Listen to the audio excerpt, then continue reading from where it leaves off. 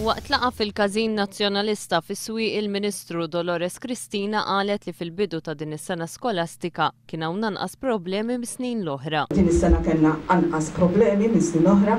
Iżda l-avvenimenti li ġraw fl-aħħar ġimgħat jiġdu mod ieħor.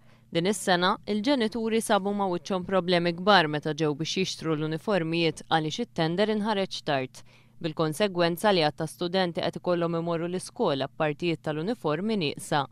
Kien hemm studenti fl-ewwel sena tas-sekondarja li saħansitra ntalbu biex imorru fl-iskola l-ġdida tagħhom bl-uniformi tal-primarja.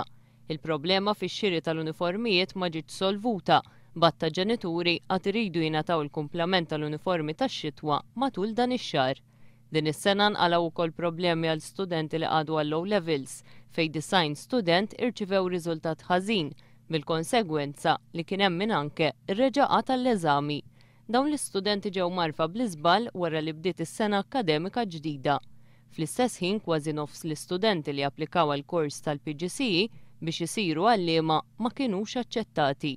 Iżda l-Ministru Dolores Cristina l-Partit Nazzjonalista fetaħ il-bibien beraħ tal-Università għall-istudenti.